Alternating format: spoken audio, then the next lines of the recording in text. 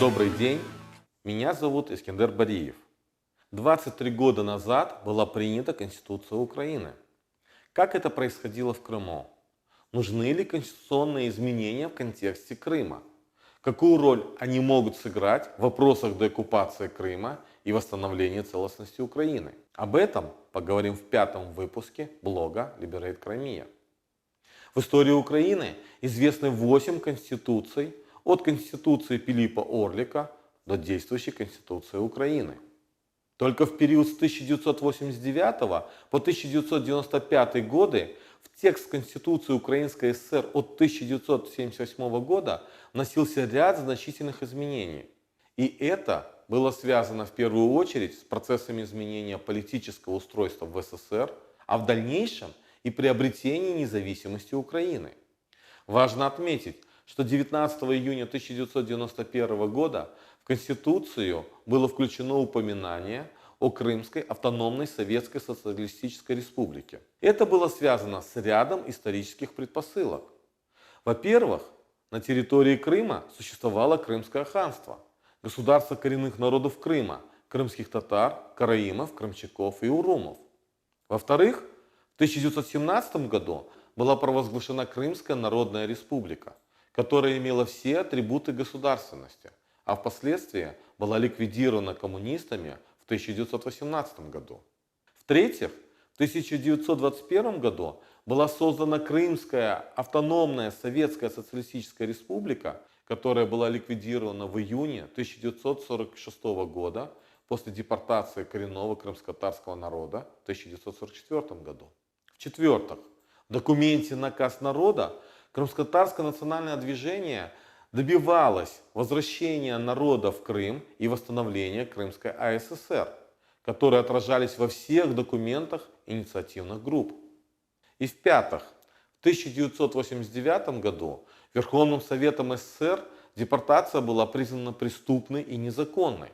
Необходимость восстановления Крымской АССР была утверждена постановлением Верховного Совета СССР о выводах и предложениях комиссий по проблемам советских немцев и крымско-татарского народа, в котором отмечалось, что восстановление прав крымско-татарского народа не может быть осуществлено без восстановления автономии Крыма путем образования Крымской АССР в составе Украинской ССР.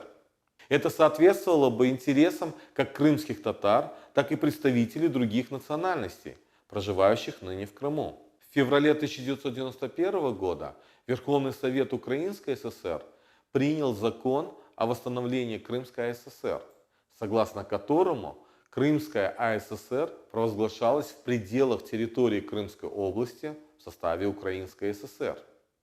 Итак, вернемся к принятию Конституции Украины. Представьте, 1996 год. Крым только остыл от российского сепаратизма, но подавляющее большинство его жителей – это бывшие сотрудники КГБ, заслуженные коммунисты, бывшие высокопоставленные чиновники СССР, которые напрочь не воспринимали процесс приобретения Украины независимости. Нами в Крыму был создан комитет по содействию принятия Конституции Украины. Данный комитет был организован 6 общественными и политическими организациями. 3 из них крымско-татарские. Это организация Крымско-татарского национального движения, Крымско-татарский молодежный центр и Адалет. И 3 украинские. Это Украинская республиканская партия, Конгресс украинских националистов и Народный рух Украины. Был проведен Всекрымский форум, на котором приняли резолюцию и обращение к Верховной Раде Украины и президенту Украины.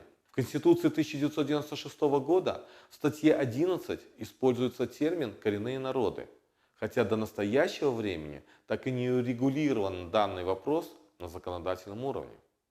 А раздел 10 не соответствовал позиции Крымско-татарского национального движения и противоречил закону ОССР о восстановлении Крымской АССР. Однако, исходя из той общественно-политической ситуации, в которой находилось украинское общество, мы понимали, что для подтверждения суверенитета и укрепления независимости Украины принятие Конституции было необходимым и срочным действием. На самом деле, позже, с Специалистами конституционного права в Конституции Украины было обнаружено 176 ошибок, ведущих к нескончаемым правовым коллизиям и требующим незамедлительного правового разрешения. Но я хочу остановиться на следующих. Во-первых, наличие автономной республики Крым как территориальной автономии противоречит унитарному устройству Украины и дает все предпосылки для создания таких республик, как ДНР, ЛНР, Бессарабской Народной Республики, что является угрозой для сохранения целостности Украины.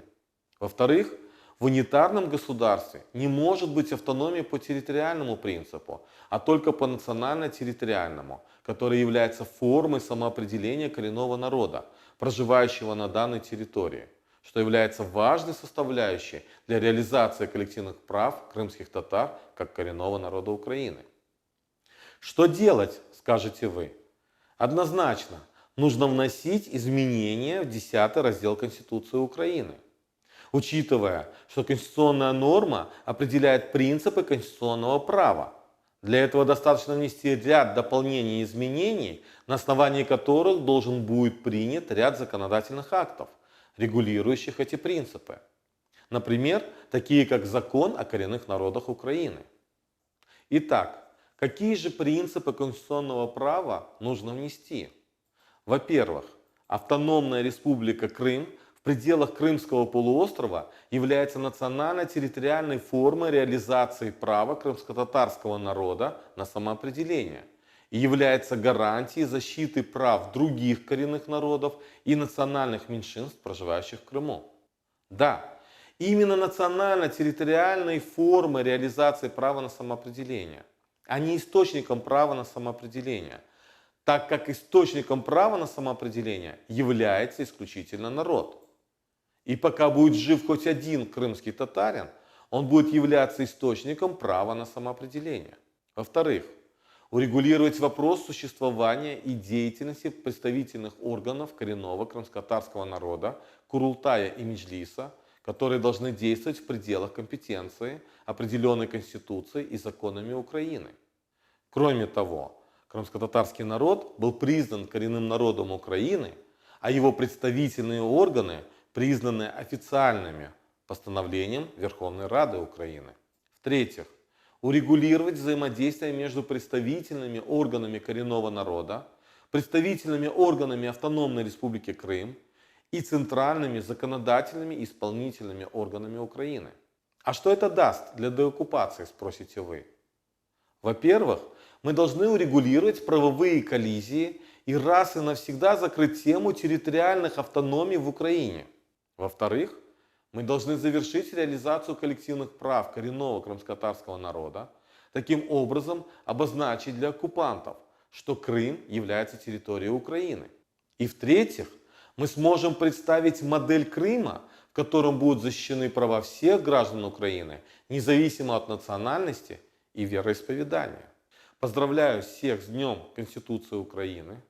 Уверен, что благодаря нашей совместной активной работе мы сможем восстановить политические права крымско-татарского народа, в основном в законе Украины, во благо и процветание нашей Украины.